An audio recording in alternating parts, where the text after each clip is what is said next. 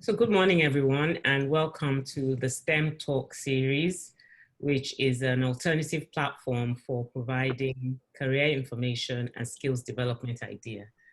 The objective of our talk series is to relate science, technology, engineering, and math education to a variety of sectors and a variety of industries. And today we'll be delving into STEM and finance. And this STEM Talk series is powered by STEM Met's resources. And I'm Jadisola Adidiji, co-founder and CEO. We're based out of Lagos, Nigeria, and we are bridging the skills gap in education and preparing our students for the future workforce. And so we have with us here today, Mr. Femi Oladehin, partner at Argentil Capital Partners. Femi has 30 years of accounting, financial advisory, corporate finance, principal investment and project finance experience in the international and West African markets. In recent times, he has managed the execution of over $5 billion of energy and infrastructure related transactions. His previous experiences include managing director of BGL's investment banking group, investment banker at Rand Merchant Bank, and head and director with Stanbic Bank's project and structured finance group. Femi was also the head of the team that developed and executed the first private toll road in Nigeria in 2005. Femi holds the record as the youngest chartered accountant in the world, qualifying as a CA at the age of 16 plus. He holds an MBA from the University of Benin and is an alumnus of the Lagos Business School. So Mr. Femi, thank you and you're welcome. Thank you for joining us today. Thank you very much. My pleasure.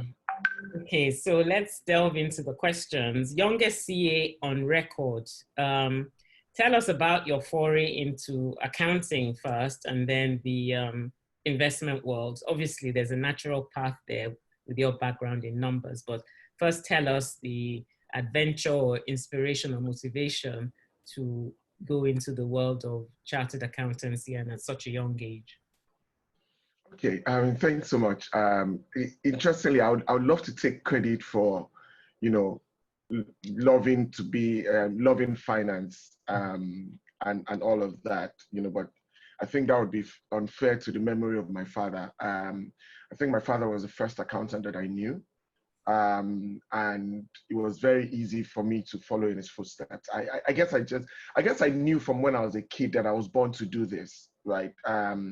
And having his guidance obviously gave me the right opportunity and gave me the right frame to be able to ensure that everything I did was in that direction. But I mean, the history is pretty simple. I literally finished secondary school by writing my GC when I was in GS3. So whilst other guys were writing their GSS exams, I was combining that with writing my GC. And then I wrote WAEC a few weeks later, and I had all the passes required, wrote JAM, and my father said to me, look, you know what, whilst you're waiting for a JAM results, you should start learning to do ICANN exams. And the rest is history. I think I was lucky enough to pass those exams in record time. And by the time I was celebrating my 17th birthday, I was a qualified chartered accountant. It didn't seem like a big deal then, but I guess that I think it dawned on me the day I was going to be inducted. And the president of ICANN looked at me and said, where did they bring this child from? and it was interesting. And I think for me, that was clear. Now, interestingly, I never understood investment banking. So my thoughts about being an accountant and finance almost crystallized in being an auditor. Again, that's because that was what I was exposed to. And I'm excited that, people have the sort of opportunities that I never had, today, just having someone who has a different perspective and can use that to learn the options that are available. I would almost say that I fell into investment banking by chance rather than by design. So I joined ARM shortly after working with my father for a few years as an auditor. I think I knew very quickly what I was good at and what I wasn't. For you to be an auditor, you needed to be able to focus for extensive periods of time. You needed to be able to basically understand process and be process driven and all of that. But that wasn't me, and I found out very quickly that my temperament couldn't survive in an audit world. The routine of audit was something that was not sitting well with me. So I found out I was just getting, unhappy a lot. So I made the decision to basically go out of that focus on accounting, and I joined ARM as an accountant. Actually, I didn't join as an investment banker, but again, I fell into the same trap. After 18 months of doing the same thing, I got bored. My productivity dropped, but I was lucky enough to have a boss at that time who could see the innate, skill sets and all of that, and used that as a basis for guiding me through my career. So moving from accounting, I moved into research. And at that time in Nigeria, research wasn't a big thing, right? So we were the first people that started to issue research reports on companies, on currencies, and things like that. So pioneer in that space, and shortly after that, I started to move more into money management. And I think all of this adds up for me because as Connie, one of my partners, would say, that when there's fire on the mountain, the person to call is Femi, simply because I was lucky enough to have that varied experience with different sectors and different careers. Now, the trigger for me, however, to moving into investment banking was actually in 2001. Yeah, the world had what we called the first market crisis. So since 1933, during the Great Depression and all of that, the stock market had been behaving itself. But in 2000, 2001, we had what was called the dot-com bubble. So basically, we all woke up one morning, companies that are worth $1 billion, $2 billion, $3 billion literally just disappeared. Because obviously technology had not gotten to as far as it's gotten now. So a lot of those products were in their proof stage. No one knew whether it was going to happen. Like before we had Facebook, we had high five. Everyone thought high five was the thing. I was telling someone a few days ago that the Palm, if you ever remember the Palm pilots, right? Yeah. Yes, as in the Palm Pilots was miles ahead of every other person around at that time, but it never survived. So you had technologies like that. So for us, it was such a seismic event. And I then moved into risk management, obviously, because everyone else started to realize that, risk management was key. Now, risk management then opened my eyes into the world of finance, right? Because I had to see the picture of everything that was happening at each point in time and almost anticipate what could go wrong. And if things went wrong, what was the actions to take? And that was very important. So in then moving from risk management, my next, job description was to run the Lekki Toll Road project. Literally from scratch, design. I became an engineer and an accountant by proxy. I mean, the guys used to ask me, so Femi, where did you study engineering? I'm like, on Google, literally, and that was it. It was as simple as that. But it helped the fact that I had an accounting background. Being an accountant means you're analytical, means that you can think about things from a structured point of view.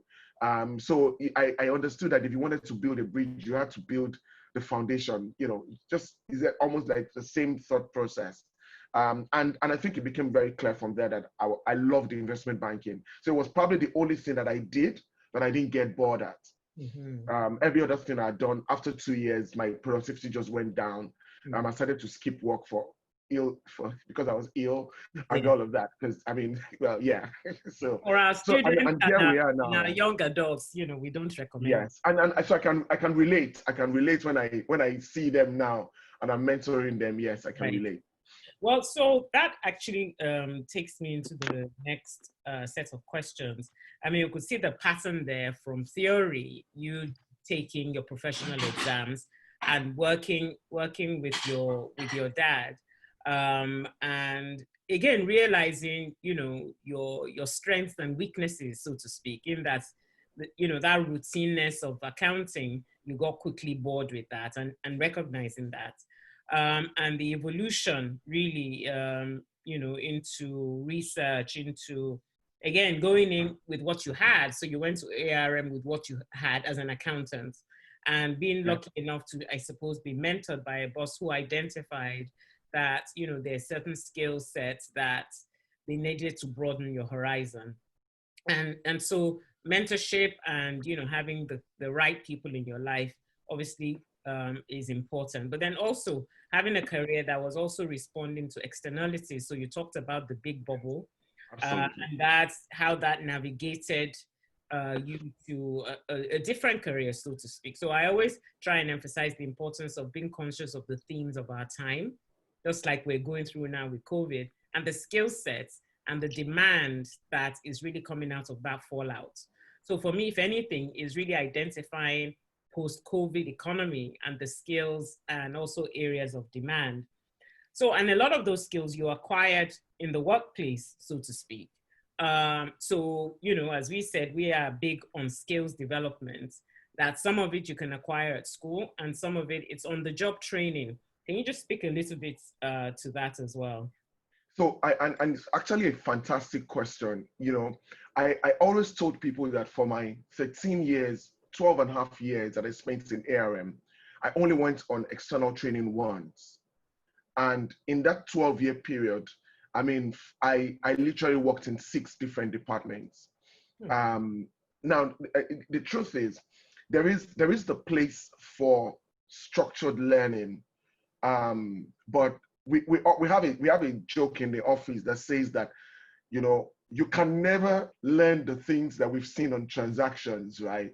You can never be taught in school. My partners we've worked on transactions that if we wrote a book about those transactions, literally they will be bestsellers, because the dynamism of the environment meant that what you learned 2 years ago, or the solutions you used on a transaction 2 years ago, literally today it's outdated. So there is the place for the classroom learning. Now, what the classroom learning does is that it just gives you a theoretical background for everything you're going to build on it. So the question then is this: why do the best accountants tend to be engineers and doctors? It's a question that's always bugged me. I remember writing ICANN exams, and I was lucky enough to get, ICANN prizes when I was writing my exam. But I would get into the room. I got third prize in professional level 1. And the 2 guys who, of course, first and second prize, a guy who has a first class in engineering from IFE, and a girl who has a first class in pharmacy from UI, and I found it awkward. But as I grew in my career, I started to understand why.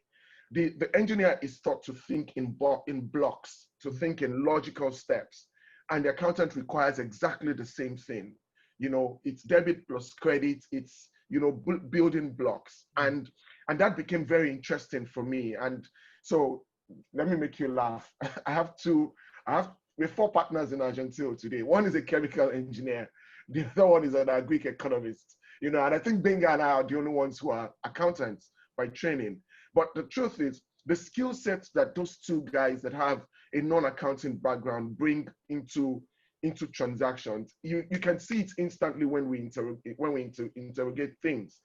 They come from that engineering background where they can logically see where the problem is, and craft the solutions and develop it logically. So I would say that the experience that you get on the job is perhaps more important than that school setting learning, because we're in a dynamic environment, and as the environment changes, you necessarily need to adapt. It's exactly what's happening to us now in the world, right? Where now 75-year-olds are learning to use Zoom, simply because that's the only way they can celebrate their 75th birthday. Otherwise, they're going to celebrate it alone. And that's very important, that we start to think more in in continuous cycles, Mm-hmm. rather than just going in a loop that things that, oh, I have everything that I need. And all. I say to people that I never describe myself as an accountant anymore. Because if a freshly qualified accountant sat in front of me, they would easily run rings around me because my accounting was in 1991, 92. Right. You know, yes, I've done a bit of on-the-job learning since then, but because the market itself is constantly changing, you realize that you have to always adapt your skills to that constantly changing environment, and it's very important. Yeah, that brings me to my next point, and also highlighting that the what's the idea of having a STEM-based education teaches you, and I'm just drawing out of what you've just said in terms of adaptability, being resilient, and lifelong learning, which really, if we're talking about workplace experience and skills, that gives you. And so with programs like ours, the idea is that let's start building this skill set when you're young. Let it be part of you. Let it be part of your thinking.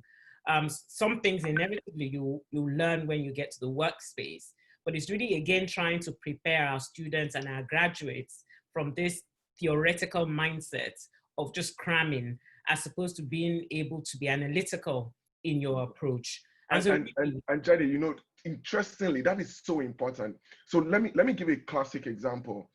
When I was reading for my ICANN exams, right? I was reading for ICANN exams. I was in uni as well, you know, trying to find my way around it. And I found that I read to pass the exams, and I passed the exams in flying colors. And 2, 3 years after I passed the exams, I started to understand what the themes I read in the exams meant. You know, it was so, and you know, when I think back about it, I realized that a lot of that was because of the background. If I had the benefit, for example, of learning in a STEM environment, you know, just understanding that you needed to understand the principles and for you to be able to apply them. You just didn't need to read the book and pass the exam. You know, you needed to understand the principles, because at the end of the day, if you understood the principles, then irrespective of whatever it is you faced as challenges or you faced as a problem, you would be able to apply those principles to exactly. them. It was just very simple. And I think that, you know, for the benefit of everyone who's listening, STEM provides you that opportunity. You know, I see the kids working with Lego. I used to see them working with Legos and all of that. But it's instantly their brains are able to process that there are alternative courses of action. That Right. it's not just one way you can solve a problem. Exactly. You can always think of others. But when we were being trained, we're basically trained that debits and credits is the same thing. You are not allowed to think out of the box or be creative about it. Just do it. So I had a boss who just tell me, please don't think. Just give me the work the same way I gave it Just to you. don't think. Exactly. You know? And I think that still applies in schools. I remember a friend telling me that her daughter was actually penalized for that because they were given an assignment and the daughter did it a different way, still came to the same answer, but her approach was different. And she got told off by the teacher that that wasn't what I asked you to do. So that thing of thinking creatively or being allowed to think, and I find that that plays in the workplace, that, well, this is what you told me to do. And then this is what I've submitted to you. Okay, so are there alternative options? And I think because with our you should have culture, a chat with Mr. Adedeji about that. we don't want to get into trouble.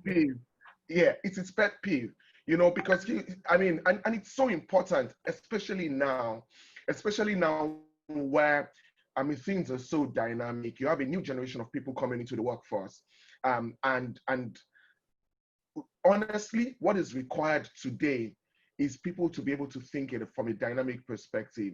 Yesterday's solutions are no longer relevant today. It's just the reality of life. We had the luck of having a 20-year period where the world didn't change much. Right. You know, and where if you had, I remember how frequently Windows used to upgrade.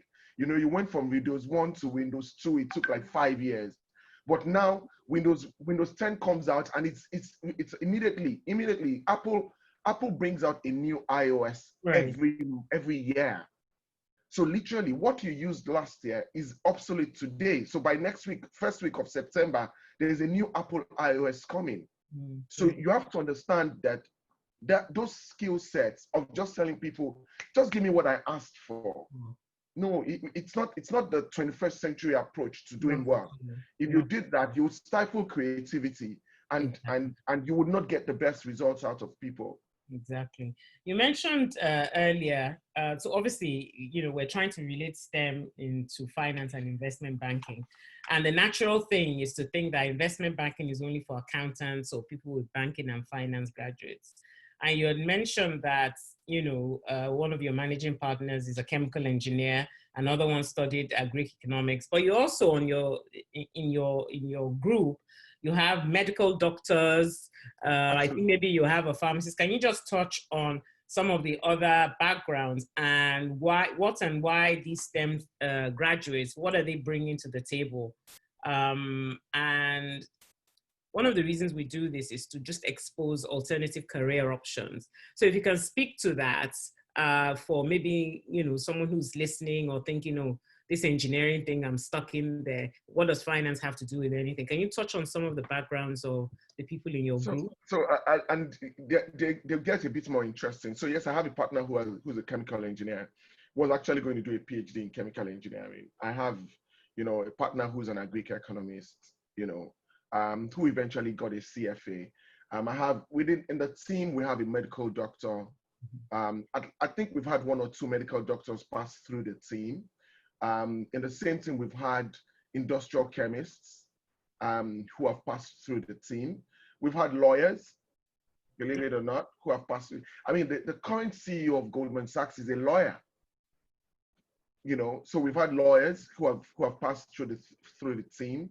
We've had pharmacists, we've had, biochemists, we've had graduates of English. Hmm. So would you say right? your firm is unusual then in terms of, I mean, is this I, the I norm? I don't imagine, I'm not sure if it is or not. so what happens is this. It's unusual, right, for people to come into investment banking after they've built a career. So I think that's where the fundamental difference is. What we find is that for most people, with a few exceptions, who come into investment banking, having come in either from the sciences or they've come in from from the arts, right? They tend to come into investment banking early in their careers.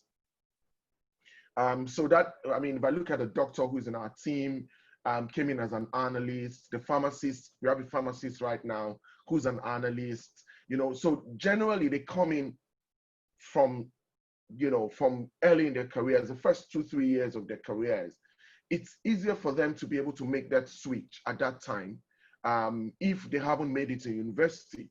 So again, there are people who by their 4th year in medical school already knew that they were never going to be a doctor. And instantly they started writing CFA exams or attending icon classes. But they're not in the majority. What you find is that majority of people find themselves looking for a job after university, maybe get hired by KPMG, who have different selection criteria, and within a year or two, an investment bank finds them and hires them. So they then can get the right training, go through an analyst program, and evolve into investment banking. So the truth for me is that as long as you're still planning your career and you haven't chosen a career path now, say you're just getting into university or your 2nd year of university or 3rd year of university, you still have a few years to go to be able to make that switch into investment banking.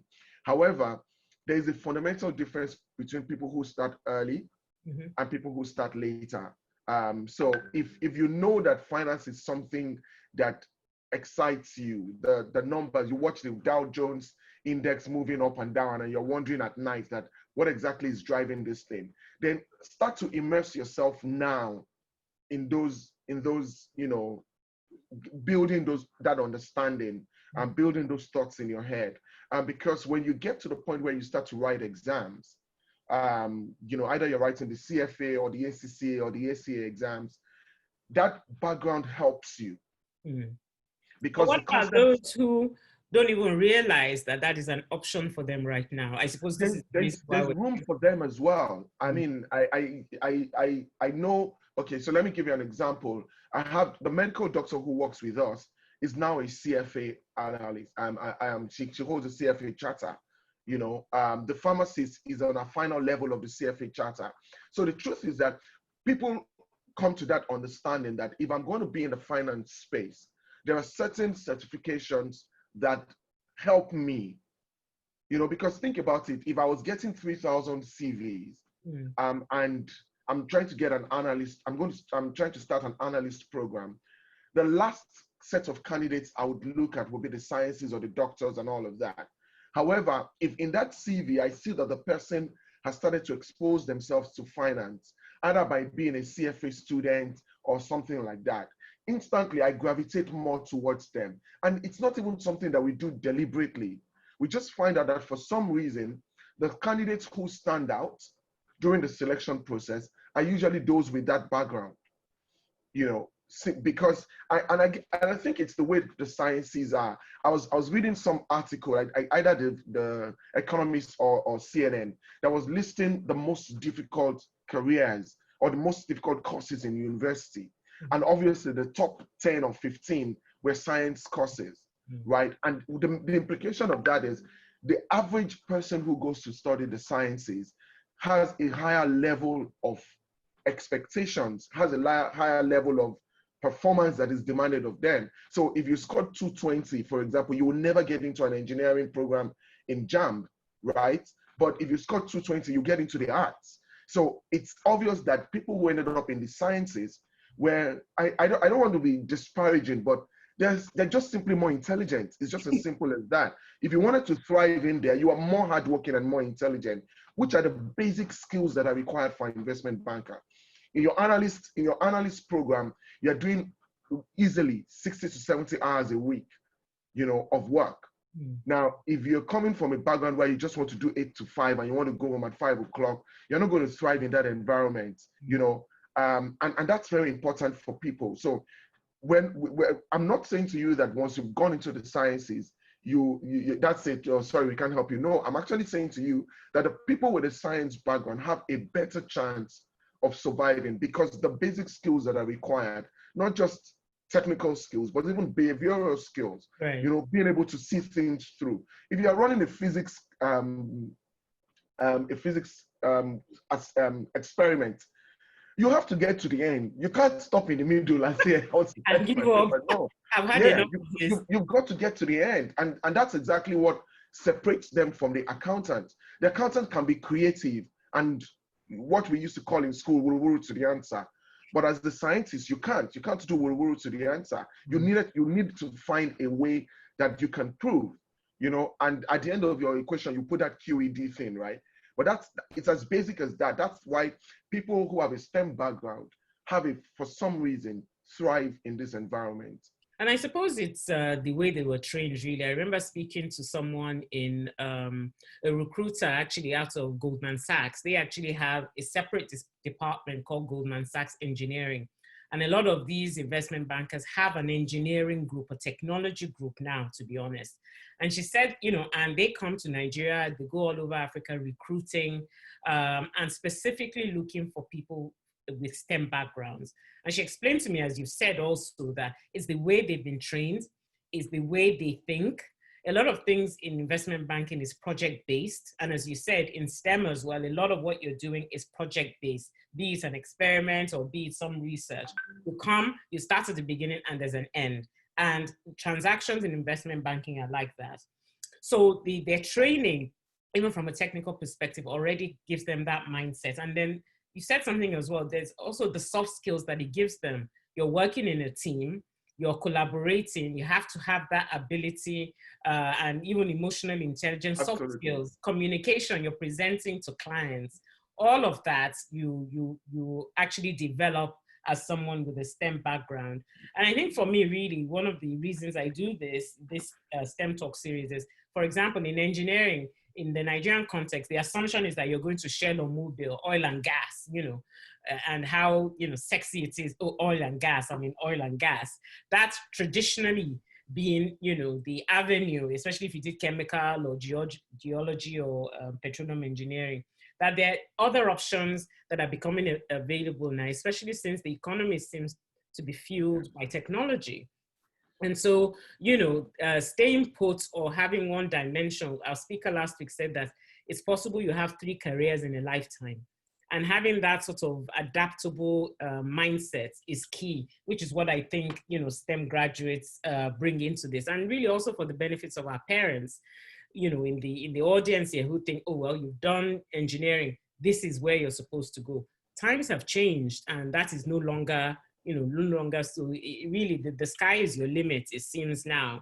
And it's just really having that mindset, to move on to places like that. So we're kind of halfway. If you have questions, please put them in the Q&A. And we have a few minutes that we're going to devote to that. Femi, I was just going to say that you said you have a presentation just to go through quickly. Just one quick advice for the young ones going into this 21st century, current and future workplace. The importance of work experience as you're going along. I know, we call it IT in certain fields. There's IT that's attached to their courses. But if you're doing a course and IT isn't attached, just touch on the importance of work experience and internship, and that what that brings to the fold and makes you more attractive for the workforce. Again, I think one of the things that has become very clear in this generation is that there is clearly an aggressive. So let's talk about population. Just think about it. I say to people that our generation, right, people born in the late 1960s to the late 1970s, right, were the sandwich generation. The sandwich generation in the sense that our parents were probably, in most of our countries, our parents were the first generation of people who worked after being independent. We were the second generation. So we had the experience of being able to go into the workforce, not in a very competitive environment. My father used to tell the story of, as soon as you came out of university, there was a car and waiting for you, and blah, blah, blah. Yeah, there was a job waiting. And then we were the first ones who probably started to apply to different places, and then eventually you got a job. But this generation, it's 1 in 1,000 that come out of university in the place like Nigeria that actually get a job. So you've got 909 people, literally, either just loafing around or just waiting for a big break. Now, the reality is that when a recruiter from an HR perspective has 1,000 CVs that they're sifting through for an entry-level position, think about it. If I had a guy who had interned with Bank of America for 3 months, and a guy who's just come out of university, never done anything in his life apart from play PlayStation, and I needed to make a choice. The reality is that I will go with that person. In Argentil, we have what we call the internship program, usually very intense, about 6 weeks. And then we have the graduate trainee program for fresh graduates as well. And interestingly, I'm actually very proud of that program, because in the team today, I have people who have become VPs, who came in through the graduate trainee program. And there's some people that are in other organizations that are graduates of our graduate training program. But that's not the story. The biggest story for me was there was a gentleman, a young boy, who spent 3 months with us as part of his internship, and literally went to the US as part of his MBA. And the only reason why he got into that MBA program in the US was because he had spent 3 months in Argentil. And I remember him writing an email to all the partners, literally thanking us for the opportunity. Why? Because he was able to go into an interview and basically drop some of the buzzwords that he had in our meetings and all of that. And the truth is that it set him apart from the rest of the candidates. And now I think he's probably he's going into Goldman Sachs or something, having graduated. And it's very important, especially now where, there's so much competition for spaces. And what employers are looking for are people who have a practical experience that they can leverage on. In the past, you put in your CV, I can use Microsoft Excel, Microsoft Word, and Microsoft PowerPoint. That's what we used to put in our CVs, right? Proficiency in da da da, But today, that has become a norm. I wonder if you put that in your CV, I would actually think, is this one a joker? Like, seriously, do I look like a joke to you? But the truth is here that the kids need to understand that every single day of experience you have working in a workplace prepares you for the future. My son is 17, right? And he's working in a bar now, literally bartending. And when he was good to do it, he thought I was going to talk him out of it, and I encouraged him and I was like, go ahead, do it. Just make sure you don't drink. You're not yet 18, something like that. But the conversations that I have with him now are completely different. He now understands that he has money. He needs to know how to manage his money. He needs to know how to manage his time, because you have to be at work by 5 p.m. So that means you have to leave home at 4. That means you have to get ready by 3. Just being able to plan your time, being able to ensure that when you get into the workplace, you're not overwhelmed by just the bustle and the pressure of the environment. You see, one of the things that we had is that we had mentors who had time to teach us, to let us learn. They had the patience to allow us to learn on the job. The reality is that in today's world, that patience is not exactly there anymore. So you see the Generation X is complaining basically of their bosses being impatient, because the truth is the boss is facing the pressure of ensuring that the organization survives, because the economic environment is changing every day. In the last 30 years, we've had 6 recessions. 6. In the 30 years before that, they only had one in the early 80s. Right. So imagine someone who's running an organization who now needs to, literally, as you're coming out of this recession, you're preparing for the next one. In Nigeria alone, in the last 10 years, we've had 3. So for someone who's coming into the workplace, having that experience of having gone through a work, even if it's for a month, even if it's for 3 months, having the experience of knowing that you show up in the office at 8 o'clock, you clock in, you do your 4 hours, you go on a lunch break, having that cycle of being able to think and then use your computer, send an email properly, and address an email properly. Basic skills, but Right. they're survival skills in today's world. Exactly. Someone sends me an email and I'm like, what? Where did they get this kid from? But when a child has worked in an office before, and it doesn't matter, it might be just waiting at the McDonald's, the reality is that you learn certain skills there. In the McDonald's, you learn customer service. Yes. You learn to keep your calm in the middle of pressure. That's what I need in the workplace as a business owner. I need kids who there's fire on the mountain and they're just calm. Exactly. Like this calm in the middle of the storm. Why? Because, dude, I've worked in an Amazon distribution center before. I've seen chaos and I thrived in it. So we can't overemphasize it.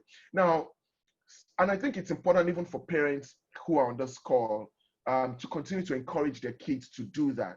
And especially for parents who are business owners as well, to offer that to kids. To other kids. The more we do it, the more we make our own jobs easier. So that when these kids finish from university and they show up, yes, you know what, I used to work in Mr. Wale's, house, or I used to work in his office as a tea boy or as an office attendant or whatever it is, but I've built certain life skills that are very important for us in this century. I think that's critical. I think people always think of work experience and internship, in fancy places. And even as parents, what do you mean you want to go and work in McDonald's? Forgetting some of the other sort of ancillary skills that you're acquiring, as you said. No work experience is bad experience, I feel. Even if it's just in the routine of discipline, of you getting up, as you said, every day and going somewhere. So please keep the questions coming in. Thank you for the great discourse. I would like to ask about artificial intelligence within Africa and how this can impact employability going forward within S.T.E.M investment banking. Is Africa ready for AI? Now, let me make you laugh. literally about 10, 12 years ago, I remember going to the US and I brought out my credit card, my Nigerian issued credit card, and it had a chip on it. And the lady at the till had never seen a chip card before, you know, and she was like, "What's that?" And I was like, "Dude, it's my credit card." You know, the truth is, as much as we think that Africa might be behind the curve in terms of, you know, certain developmental hoops or certain developmental platforms, the reality is that we're very easy adopters. And that's very important. We're very early adopters and we're very easy adopters. Because we have this try to become like everyone else thing, it's easy for us to adopt different technologies. So for anyone who thinks that we might be delayed in artificial intelligence, the reality is that the only reason why there's any delay right now is because of capital, just the sheer capital that's required to adopt those new developments. But there was some research by the Harvard Business School, and it says that the career that is least impacted by artificial intelligence is investment banking, right? And it was quite interesting. You mean in terms of taking over certain roles as opposed to using it as a tool? Yes, in terms of displacement. And I remember reading that article. I was like, okay, I'm safe for maybe like 2 years, you know, because I know that's going to change. Yeah, you know, that's going to change. Now, obviously, you can understand why investment banking is that way, because investment banking is in itself an art. The reality is that if you offered 3 investment bankers the same problem and you ask them to create a solution, there's a possibility they will come up with 3 different solutions. And if artificial intelligence needs to adapt to that, the fluidity of the market, the fluidity of the systems, and the fluidity of the client. And I think that's where the bigger problem is. Because for me to be able to use the solution I use for client A, for client B, their prognosis have to be exactly the same. You know, so it's not like I can use Panadol to cure every headache. No, I have to actually know exactly what is triggering the headache to be able to. So the diagnosis that I have to do as an investment banker is a bit more technical than what every other person has to do, which means that to some extent, AI protects me. However, there are certain things that we do, and I think when we talk about the financial services industry, right, it's easy for everyone to think it's a one-size-fits-all, but it's not. In the financial services industry, you've got banking, you know, which is, you know, traditional banking. You go into a bank, you open your account, which is already been displaced by the fintech space, right? You've got insurance. Everyone understands insurance. You buy insurance on your car, you buy insurance on your house. If you have an accident, the insurance company pays you and restitutes you. You've got investment and funds management. So that is probably the newest industry in Nigeria, right? And probably started in the late 90s, early 90s to mid 90s, where you're basically managing people's wealth for them. And then you have investment banking, which is the, you know, almost like on the end of the spectrum where you need specialist skills and all of that. Now, artificial intelligence has displaced the first 3. Right. That's the reality. Banking, the only reason why you have senior guys in banking today is because of the experience with risk management. Aside from that, you really don't need them. Because if I ask you a question, when was the last time you went into your banking hall or you had a chat with your banker? Probably not in recent times. Everything you can do on your phone without having to walk into the bank. So investment banking seems insulated today because of those developments. However, its time is coming, and people have to be very careful about that, because as you understand AI, you understand the fact that there are certain things we do today. So we do options trading, or I do a hedge for a client. In the past, I would have had to rely on my own skills to do that. But right now, I'm sure there's a software out there that will model all the different options, you know, quicker than an analyst can do it in their wildest dreams. And I think also it's realizing that it's a tool And Yes. also for you guys in industry, realizing that it's a tool, you guys are problem solvers. So per client, you're analyzing their problems and you're proposing solutions to, you know, what they're looking to do. So even in law, you know, I was reading the other day, this firm where they use AI to reference cases and things like that. So I don't think any sector can get away with using it as a tool. It's recognizing how to apply which technology, Yes. which you're already seeing in investment bankers here, where their technology and engineering groups are coming up with models and, you know, using data and, you know, coding to use as a tool for them to do their work. So, you know, people always get scared about AI and automation. Yes, you know, jobs that are repetitive in function, maybe in manufacturing, you will see more efficiency with robotics and AI. But you know, there's certain industries that are using it as a tool. So Okay, go ahead. it looks like I'm sharing now. Did that Yeah, work? yeah, we can Okay, see your screen. fantastic. Fantastic. So so just to answer another question, you know, and I'll continue to run with the presentation as well. Mhm. There's a question here that says that what aspects of investment banking do I enjoy the most, and does my company work in the stock market? Now, the truth is that what I love most about investment banking is the solution provision that we do. The fact that somebody comes into my office with a problem, and 6 months down the line or 9 months down the line, we have a solution, and the solution is actually implemented. And I always say to people that every time I drive on the Lekki Ekpe Expressway, you know, I literally feel that everybody should just stop their cars and come down from the car and say, thank you, thank you, thank you, you know, for stuff like that. Again, just seeing how the solutions that you've created impact on everyday life, impact on everyday opportunities. You know, I think that is quite a big thing for us in our space. You know, they say to us that the investment banker lives for his tombstone, you know, and it is true, you know, and it's not your own personal tombstone, but it's a transaction tombstone, right? So where you can say Femi and Co, or, you know, Argentil Capital Partners advised XYZ on this transaction, you know, and they closed.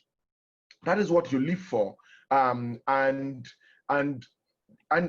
would say to you that what I enjoyed the most is the uncertainty of our outcomes, and how your skills and the art that you bring into the process of investment banking can make a difference between a company surviving and a company dying. It's almost like an ICU doctor. That's the way we see ourselves.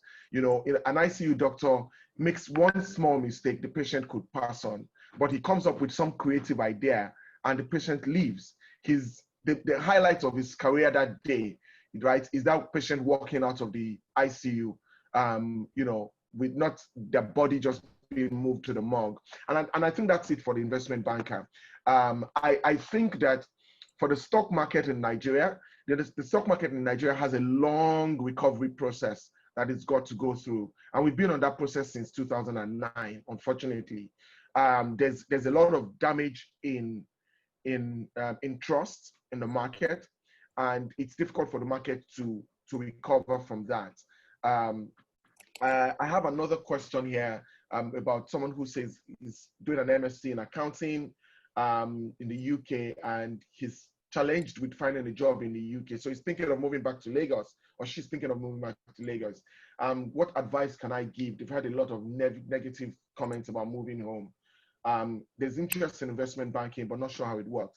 Look, investment banking in Nigeria is exactly the same thing as it is in the UK. I think in Argentil, we always say that the best of Goldman Sachs will have to compete with the best of Argentil. And we think that we can do our work as well as they can, if not better. Why? Because again, because we're Black. Sorry, I apologize for that, but it's just the reality. You walk into the room and everything they're trying to do is to question your competence. So you almost have to go above and beyond to prove to them that you deserve a place in the room. But the reality with that is focusing on how you're going to integrate yourself into the Nigerian market is good. But you have to realize that, again, exactly what I said earlier on, you're competing with 1,000 others, right, for exactly the same roles. You need to be able to set yourself apart from the rest of the market by ensuring that you've gathered as much skills as you can, by using every single, dead time that you have towards developing yourself. So yes, as you're writing an MSc in finance, you need to be thinking about a professional qualification as well, because all of those things are going to come into that decision as to whether to hire you or not. If I could just also interrupt, at the concept of coming back to Nigeria, of course, doom and gloom. And I use myself as a personal example. I remember in the 90s when I finished, and I think that was the time we had Abacha era. I'm not even sure, but I mean, things in Nigeria were quite frightening at the time. And I decided that I would come back to Nigeria for my national service. And I think I was one or two out of our group of friends there in the UK that came back to Nigeria. And I came back to do my national service at the time with SmithKline Beecham. And so I did my national service with them. And honestly, having them on my CV when I decided to go back to the UK was actually what helped me get a job back in the UK. I always say to people that it's somewhat easier to get into multinationals in Nigeria because, maybe your uncle knows someone, or rather, if you're lucky enough to be able to have such a network. And the singular fact that I came home, I mean, if I was in the UK, when I was finishing pharmacy and trying to apply to jobs in the UK, I didn't really get anywhere. You're Nigerian, you need work permits, et cetera, et cetera. And my dad said, just come home. So I did a year in SmithKline Beecham, and it was during that year in SmithKline Beecham that I met the HR director for SmithKline Beecham in the UK. And so when I came back to the UK, I would call him up every so often, just to chit chat. And one day he told me, oh, you know what, something has come up. I wasn't calling him to ask for a job. I just kept in touch. He said, something has come up, and would you like to come for an interview? Came for an interview, got the job, and the position was actually covering Nigeria, would you believe? Can you imagine? And so on 1 minute, I was a youth corps in SmithKline Beecham in Ojota. Within the next year, I was home as an expatriate working with my colleagues, and it was so funny. I remember when the driver picked me up at the airport, said, don't be you be our copper before, and I say that that one experience in coming home, and everyone thought I was crazy at the time. Why do you want to go home? So yes, I'm not saying Nigeria is easy because it isn't, but I would say if you have an opportunity to get work experience here, I really think you should consider it. I think you should. So I'm going to answer the last question that talks about relating soft skills with STEM and just use this slide. The reality is that, for me, my experience with STEM and having just watched from afar, watched my kids, get involved in STEM, read a bit about it, and obviously doing quite some work with STEM mates. The reality is that those skill sets that you require. Let me share one slide with you that speaks about the top 10 skills in 2020. I think this has been updated, actually. There's now a 2025 one. And what does it talk about? The top 10 skills are complex problem solving, critical thinking, creativity. Those three already are STEM skills, right? Because if you're doing STEM, if you're exposed to STEM, you're solving complex problems. You're creating interesting solutions. Now, the emotional intelligence side of it comes from the ability to work in teams, the ability to work alone as well. So you can work in teams when you have to. You can work alone. You're sufficiently self-motivated to be able to get a task to conclusion. That is one of the most underrated things in the world. People being able to start something and make sure they see it to completion. It is one of the most underrated, but it's so important. And STEM gives you that added advantage to be able to build on those skills. And it's, again, the only explanation for the reason why the engineers make the best investment bankers. It's just simple. They have the right temperament, the right skill sets to be able to deliver. Now, let me take the next question. What will the future of investment banking remain in oil and gas in Nigeria? Look, as long as Nigeria remains dependent on oil and gas, right, there would always be opportunities to finance. You have to think about investment banking as a financing platform. That's what we do, really. You're doing an M&A, you're raising capital, raising equity, debt, whatever it is you're doing. Ultimately, you're affecting the financing decision of a company. So if you just remove that sector-centric oil and gas bit and just focus on the fact that the economy as a whole requires capital to galvanize itself for the next level of growth, the investment banker is always going to be relevant. So in Nigeria's oil and gas, currently we're in the middle of a marginal field bid round, right? Once that bid round process is completed, people are going to have to raise money to be able to get those fields back into production, those oil fields into production. They're going to rely on investment bankers because it's only the investment banker that can tell your story. Because again, why is investment banker such a rare, and almost like a national treasure? The reality is that the investment banker understands the investment language of the investor, and he also understands the investment language of the target. So he becomes like a midwife, between both of them. And one of the things that I have to do as an investment banker is understand my client's business as much as my client understands it. So if I was working for an oil and gas company, I needed to understand every single thing they were doing, even though I'm an accountant, even though I'm a pharmacist. That learning process always sets me apart from the rest of the market, because when an investor calls me at 2 a.m. and says, "Oh, why is your client digging a well in Kaura Namuda?" I must be able to answer that question. So it's very important that people understand that, yes, artificial intelligence will become a displacement for investment banking, but you see that art form that I spoke about is very, very important. And it's a skill that we required for the future. Last question here says... Sorry, can I just also say that, investment banking obviously doesn't revolve only around oil and gas in Nigeria.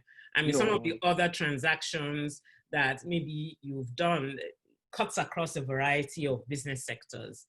The only sector we don't work for in Nigeria is the crime sector. That's the truth. as long as it's legitimate and it's legal, you need an investment banker. Let me tell you one very quick story that my father said to us when I was a kid. So every child in my family studied accounting in secondary school. So my older brother, who's a medical doctor, has an A1 in accounting, right? And my father told us one very funny story, and he said, imagine if you were the MD of the biggest medical company in the world and you couldn't read your financial statements. So something as basic as that, and you almost have to think about that from the way you would require an investment banker. You need an investment banker because at some point you're going to need financing. You're going to need to approach the market. It might even be donors to whatever it is you're doing. Being able to package your product properly and sell to the right investor group is important. So the grandparent says that Nigeria still tends to divide science students from art students. Is this true? And would I regard this as an issue? And should our curriculum change? Jade, you know my thoughts about the curriculum, right? So I guess that could be another Zoom session. That's a different, exactly. That's another Zoom program. Our curriculum is utterly ridiculous. Exactly the way, I think the word is the pedagogy. Is that it? Am I correct? Yes. The way we train people in itself is so flawed. I look at the way our kids, now, your kids are lucky to be in a British school in Nigeria. You look at the way they learn and the way a kid in a Nigerian school learns. You can see the difference. The difference is phenomenal. I'm having conversations with an 8-year-old that I probably can't have with a 20-year-old graduate of a university, simply because of the way they learn to interrogate things, the way they learn to question things. I think that has to change. Nigeria's curriculum was last reviewed, I think maybe like 30 years ago. Mm-hmm. And even at that review, they didn't implement the outcome of the review properly. So it's a problem that we need to solve. You will see banks now, when people come out fresh from university and they start a graduate trainee program, they first send those kids 9 months to a business school, or to a finishing school, for in quotes, because the way that kid was taught. I have kids who were taught computer science and never saw a computer in the 4 years, of university. And then you're wondering, what exactly did they teach them? They probably were drawing Microsoft pages on the board and explaining to them what an icon was. But those are challenges that we need to be able to solve. And we need to be able to solve it quickly as the workforce becomes more global. Right. I remember a few years ago, we had run a program in the UK, with one of the schools in the UK. And I had kids from Canada, kids from the US who were interested in coming to work in Nigeria. That is the competition. In another few years, those are the people our kids are going to be competing with. And if we don't give them the right skill set, they will struggle against those kids. And I think also, to add to that, with our curriculum that needs an overhaul, I mean, that is increasingly obvious, and that it's not fit for purpose, it's not fit for the 21st century.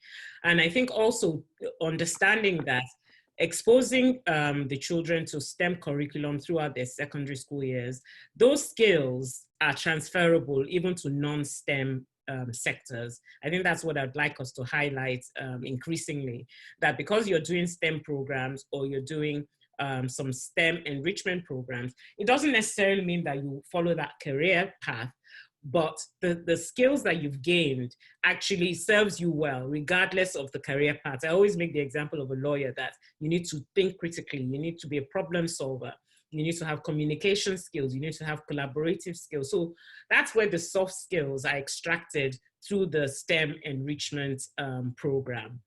I know we're running out of time.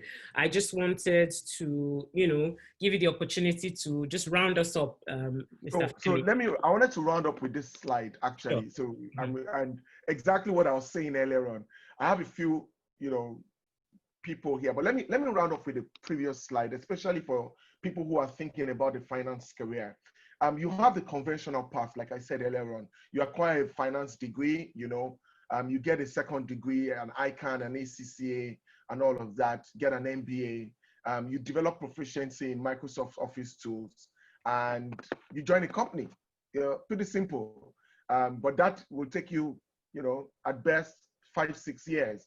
And there's this second option where you literally get a degree in any field. Again, that's why I said the fact that you're studying biology or zoology doesn't matter here.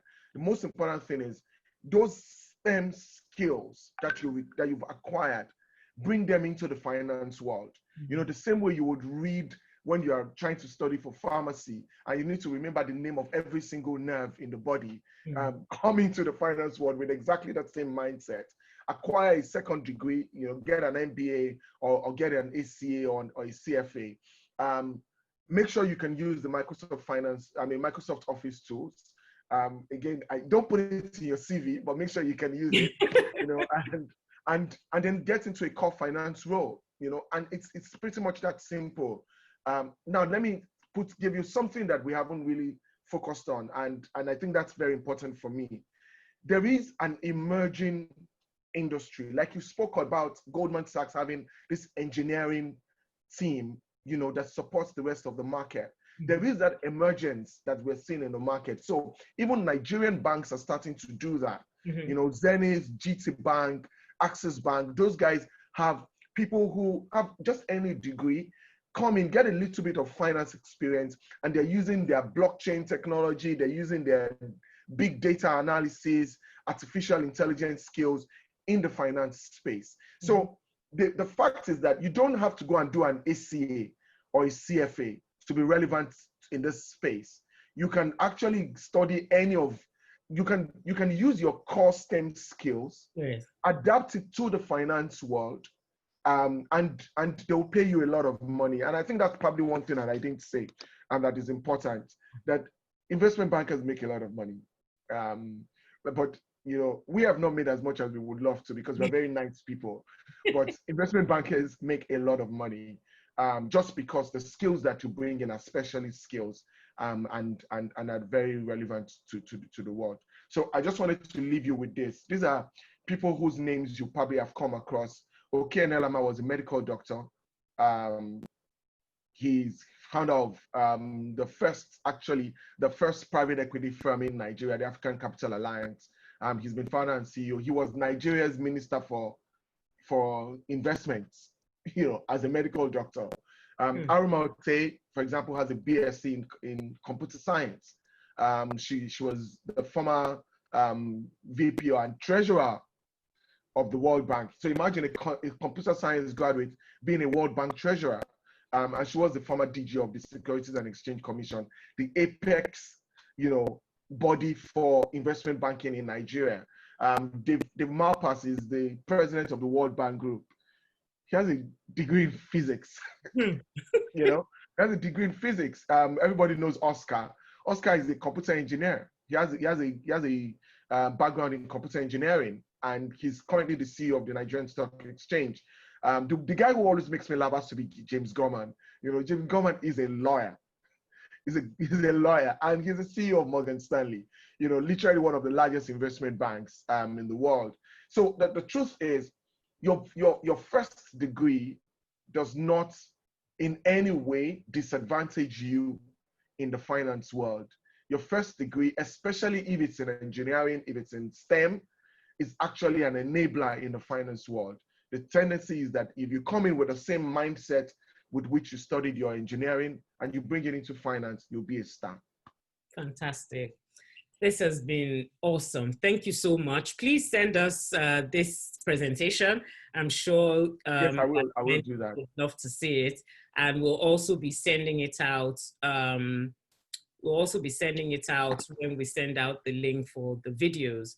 And this kind of takes me, so thank you so much, Femi. This takes us nicely in talking about blockchain, AI, and emerging technology to our talk next week. We'll have Ada Erikefe here with us.